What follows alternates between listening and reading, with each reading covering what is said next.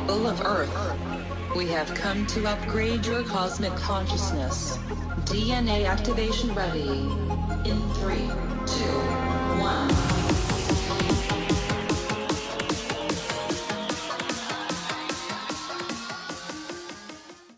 Hi, welcome to Q&A on Breakthrough Leadership. I'm Lou Quinto. And I'm Craig Anderson.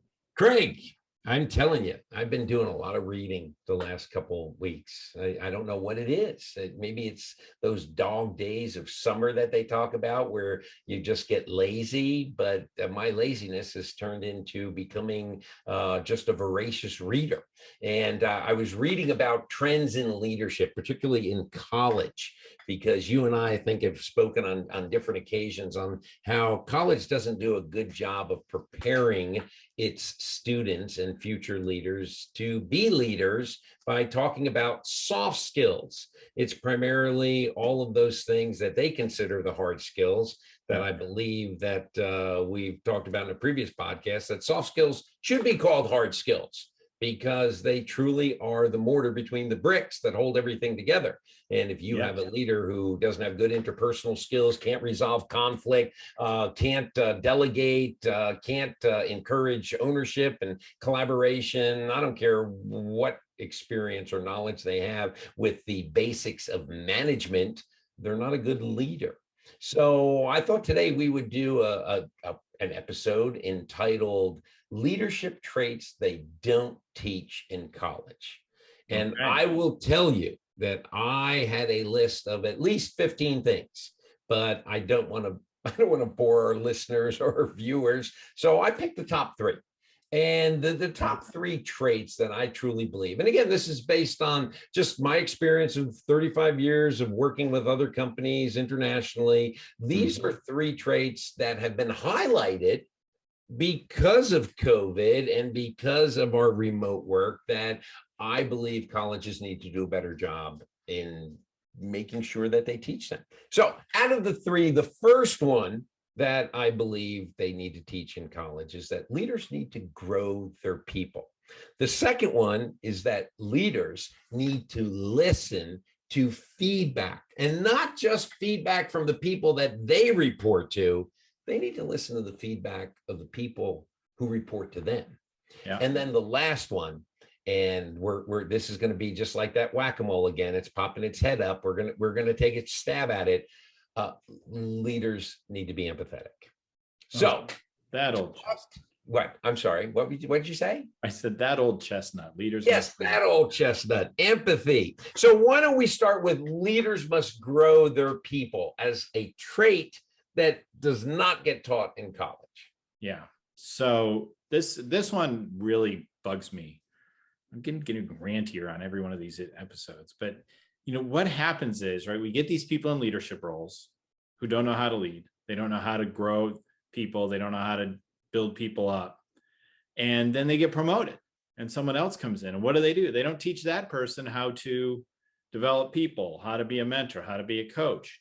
And we start creating these generational crises in our organizations of leadership where nobody's really a good leader. And that starts to lead to toxic cultures and just all kinds of problems, which ultimately are going to impact your performance. So they're like, I like that we're talking about this because there's things you have to do as a leader, which are kind of hard and a little bit not easy and difficult and maybe uncomfortable, but that's part of what you sign up for. I think so many people think, well, I'm going to be a leader. Why do you want to be a leader? Well, because no one tells them what to do and they make more money. Okay, enjoy that. So growing people is an important part of how we start leaving our legacy in the organization and how we start building our organization for the future. So we have to think about when we're in that leadership role at any level in the organization is where are we identifying taking those high potential employees and giving them time to make them even better and taking our Bs and getting them into A-level performance. Those are the things that I think we need to be thinking about all the time instead of just always managing up. There's a lot of leaders who are really good at managing up, but they don't know anything about managing down and how to get people ready to take themselves to the next level. And also kind of taking them through, if we, since you like to dust off old textbooks, so will I, taking them through the situational leadership model, right? Teaching them how to become people that you can effectively delegate, how to be autonomous, how to make decisions the right way. That's how we start really ultimately simplifying our role as the leader and ensuring that when we move on to our next role, there's a ready group of people ready to move into that position. So growing your people is something I don't think we tell leaders is an important part of the job. I mean, go look, we ranted on job descriptions a couple of weeks ago. How many job descriptions of leadership level people, vice presidents and such, do you think say, grow your people? Yeah. No, I'm not going to disagree with any of that. Yeah. I'm going to get back to the question though that I asked is why don't we teach that in college? I don't think we think of it as an important skill in college. I think Right. we're trying to teach them so much. It's like we teach people in college in general, here's skills. Yeah. Right. It's skills so that I can say, all right, let me go up against that job description of what you need. Right. Right. And so and grow people is not on any job description. So no college is going to think it's important to do.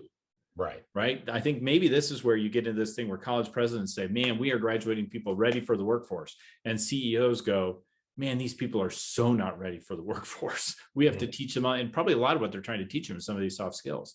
So I don't think we're doing it in college because it's probably hard. People don't want to go to a business program and learn fuzzy things like growing their people, right? I want to learn accounting. I want to learn finance. I laugh. I end up right in my career as a senior vice president at JP Morgan Chase, if I can just brag for myself a little bit, right? Not a lot of people get to that level. Out of college, I couldn't get a job at a bank because I only took one accounting class. Right. I couldn't even get in the system. Yeah. So I don't think they're necessarily, so we've just got a mismatch between what we need and what we want. And, I think we create it and we exacerbate it. So I don't think college is really incented to teach that. Right. Not only that, but you talked about, creating divides between generations and everything. If you look at it now, there's been so many studies out there that have said the competencies in order to succeed within a particular company or organization, the top three are not even technical skills. They're soft skills. They're critical thinking and problem solving. They are communication skills, and their teamwork and collaboration skills. Fourth on the list, on most lists, is technical skills. So that 4 years, 6 years, whatever it may have been in college has all been that technical skill stuff. And as you said, you couldn't even get a job as a teller because you only had one credit, semester of accounting.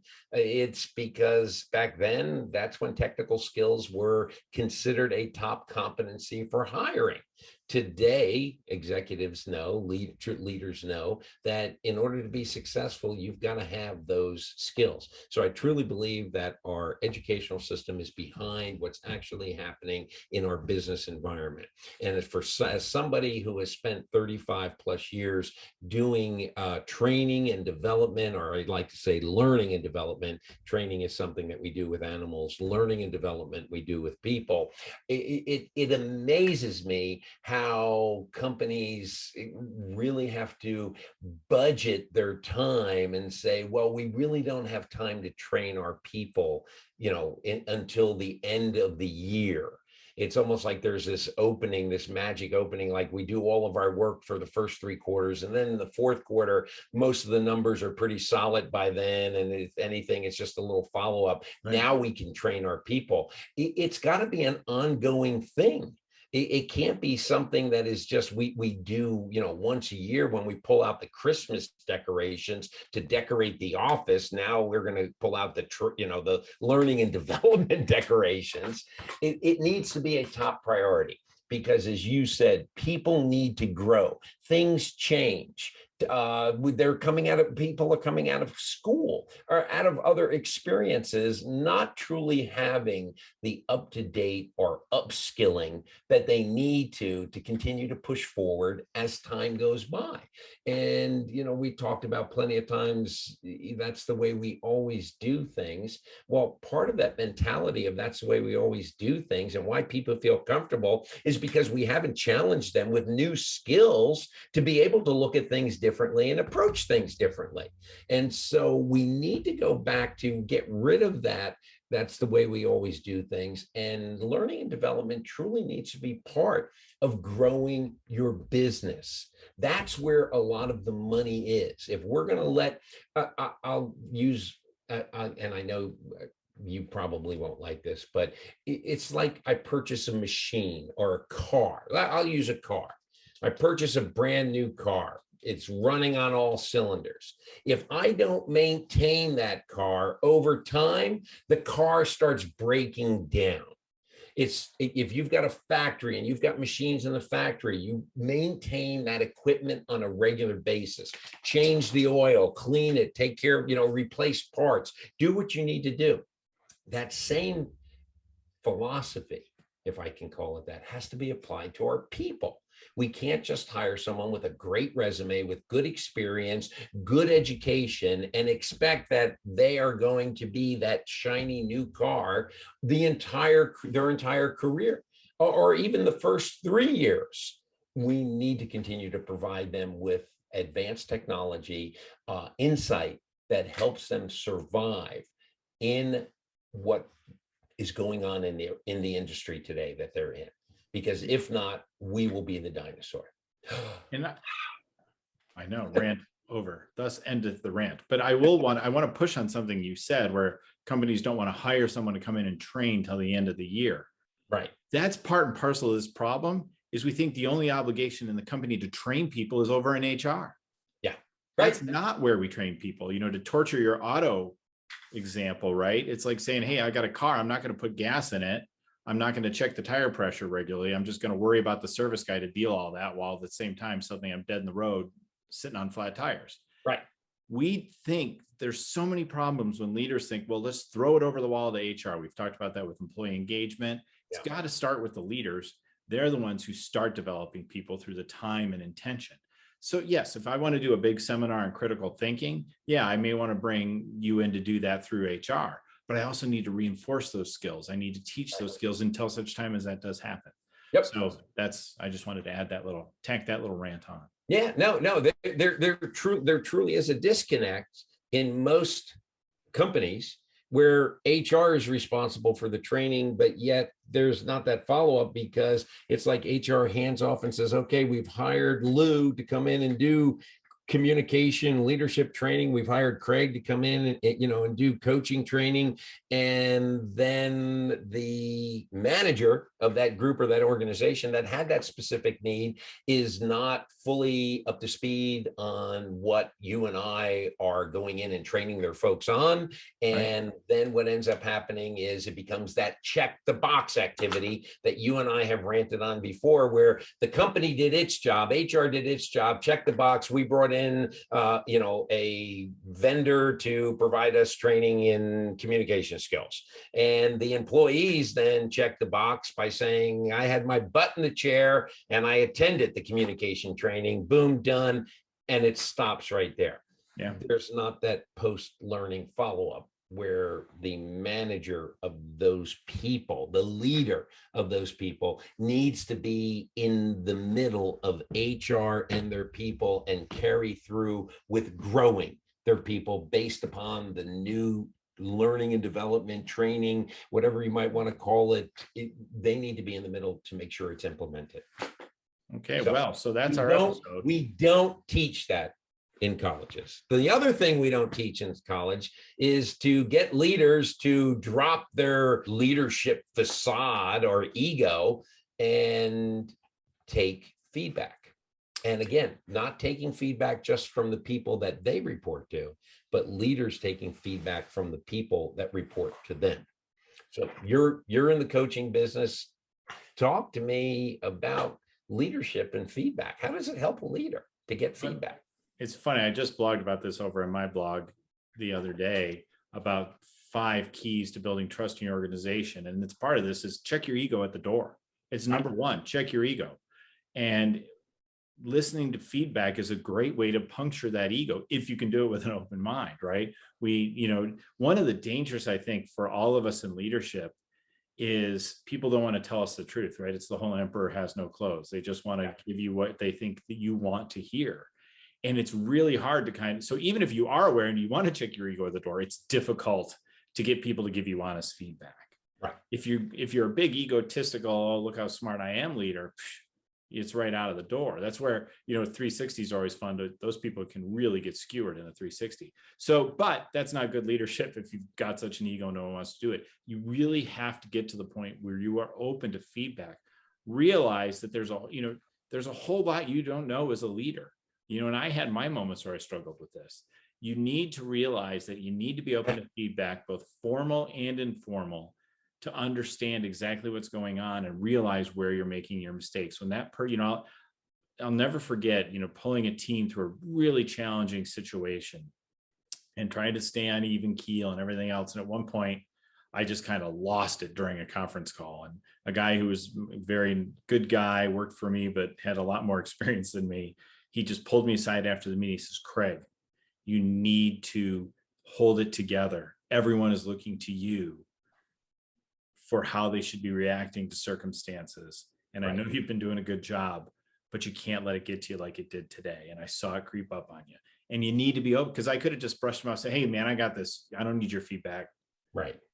But you've got to be open to that feedback when it comes. And that was a very informal mechanism. So it's really important to be able to listen to feedback and create that culture and aura about you that you are open and welcome to it. Yeah, but there's a first step there. You need to make sure that the people that you're leading know that you want feedback. Oh, yeah. And because they're not going to give you feedback if they don't think you're going to take feedback well. And so you need to go out of your way to make sure that you instill in your folks that, look, I'm sitting behind that desk. I'm not talking to the customers. I'm not dealing with the complaints. I'm not dealing with the warehouse and don't know the problems that stuff's not getting out on a regular basis until it becomes a crisis. I need you to tell me. I don't have all of the answers. I need you to tell me and give me feedback on what you think I should be implementing, what I should be doing, how I should be managing it, because you're there on the front line. Do not think that I know everything. And I'm going to tell you right now, I don't know anything. And if I don't know, I'm going to say, I don't know. So I need your feedback. And I don't believe that we teach people in college, people that were going to be future leaders, how to do that. And most importantly, not only how to do that, but why it is so important to them to be successful. Every successful leader, if you go back and look at traits of successful leaders, you will see successful leaders have surrounded themselves with people usually smarter than them in individual areas. You think about a president's cabinet. A president takes and asks someone to serve as attorney general, as secretary of health and human services, as secretary of transportation, because they have more experience in that area than the person that is making the final decision. And that's what needs to happen in our leadership roles. We have to trust the people and be willing to take their advice and feedback on how to get through certain situations. Okay. We don't teach that in college. And the last thing we don't teach in college is how leaders need to be empathetic when dealing with their people. And I know during COVID, a lot of leaders have learned very hard lessons about what empathy means and how far it will go within an organization and helping them to become a better leader.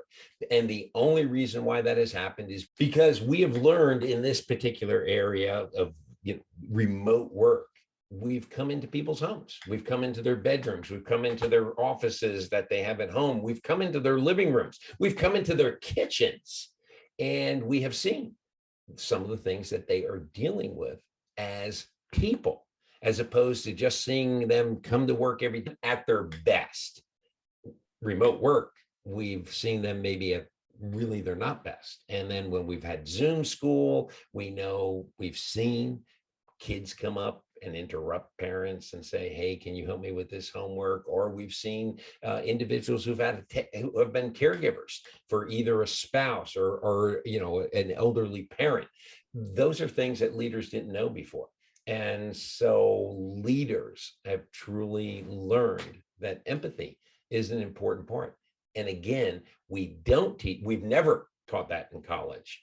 And my question is, will we take the lessons learned from remote work And will universities and colleges now in their management courses be teaching how to lead with empathy? I can't answer that last question. However, how you were in education for so well, that's right. You were only loaning money to education.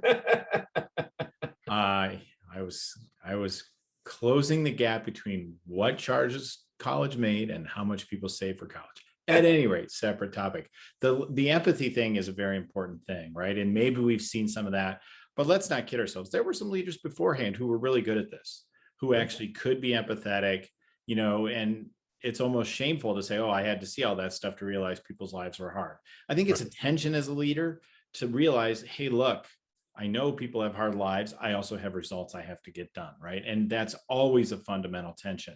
I think where empathy comes in is when people are having performance issues because of those things, is to treat them with empathy, to really try and find solutions instead of just kind of sitting back on your high horse and saying X and Y, and this is how things are because I say so.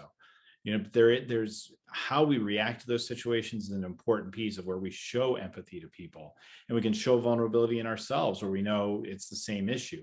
I mean, I've read these stories over the course of this thing where it's like, oh, leaders have been really vulnerable because they're realizing, I'm home with kids and da-da-da-da. It's like, well, no shit.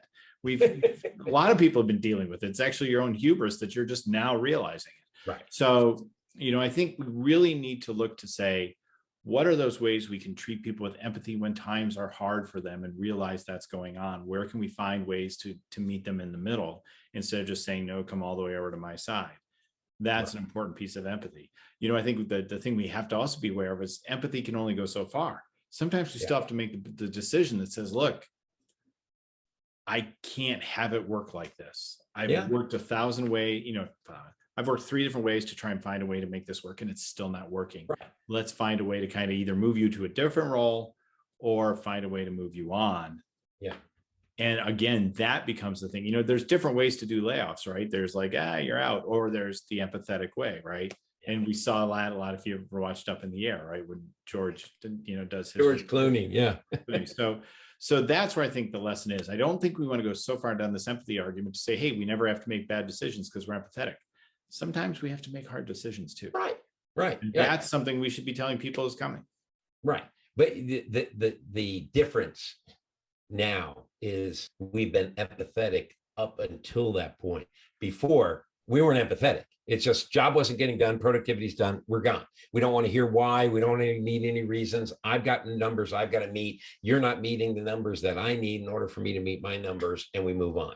We now, over the last 18 months, 16 months, whatever it is, or as you said, I think in a previous podcast, the last 23 years of COVID, I believe we're working with people now, and we're finding out what's going on. What can I do to help you to make sure that you are able to get done what needs to get done? And that never happened before. And that is such a broad overstatement or broad brush. No one was ever empathetic until COVID. There was a lot of really empathetic leadership before COVID. There were. Now, is it more? A bunch of ding-dongs kind of came along for the ride when they saw some of it, right? Right. So, I mean, I think there's a lot of great leaders out there before who were doing very empathetic things and working empathetically. I'm willing to guess some of those ones you're talking about are still thinking that way. And they're still like, you're out of luck. Right. And we're seeing that with some, we're like, hey, I don't care, get back in here. Yeah. Right. So, I think 3 episodes ago, we talked about 2 specific individuals that just said, you're getting your butt back in the office. Period. End of story. If you can go to a restaurant in New York City, you can get back to the office. Yeah. No empathy. So anyway, key takeaways.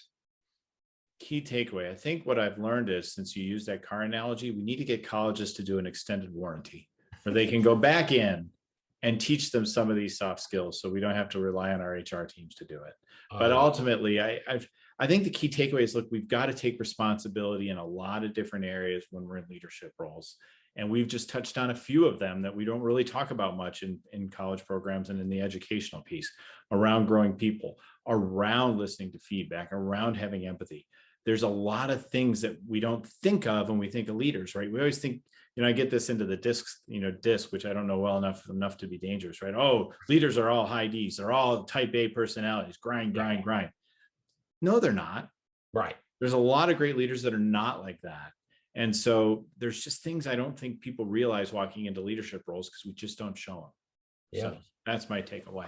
Yeah. Now, my key takeaway is I think it's time for a big meeting to happen, a summit. I won't even call it a meeting, a summit between business and colleges and universities. And colleges and universities need to do a better job preparing people for business, because right now businesses are incurring the expense, the cost of developing their people, that some of it, I'm not saying all of it, some of it should have happened in college. And so I think you have an old business model that's being taught at colleges and universities that isn't being applied, that isn't a business model that people are moving into. It reminds me, do you remember the movie with Rodney Dangerfield? What was it? I can't remember that. What? No, Back to School or something, where he went back to school and he's sitting in a management class and the professor's up there talking about creating a budget to build a building and everything. And Rodney Dangerfield says that budget's not even going to do it because you don't have money there that you need to pay off the contractors. You need to give the unions this much money. And he just says, you don't live in reality. And even though that was an extreme example, I still remember it to that day, because I believe that you have a lot of college professors, I'll say professors, who are still teaching an old business model because they haven't gotten into the real world. And I think we need more real world people teaching in colleges and universities. You know, what's that old saying? If you can't teach. If you can't teach, consult. If you can't consult, go home. Okay. And so that should get everybody riled up, Lou. That was Lou Quinto. Yeah, exactly. And what are you and I doing? Oh, that's right. We're consulting. So we're this close to going home. There you go. But no, my key takeaway is that colleges and universities need to teach more of what's going on in business today and what's needed for someone to be a true leader. All right. End of rant. There you go. Send all your emails to us. If you actually, seriously, if you have questions, shoot us emails. Our emails are always at the end of all these videos. We'd love to hear from you and ideas you'd like us to talk about. And also, if you found this video helpful or entertaining or just crazy talk, like it, share, subscribe with your friends, share it with some leaders who are terrible so they can become better leaders. Lou or I'd be happy to coach or consult with both of them. Also, catch us on all your favorite podcasting platforms. We are out there on Spotify, iTunes, and all the other ones that I don't know because I don't use them. So until next time, I'm Craig Anderson. And keep learning to be the best leader you can be. I'm Lou Quinto.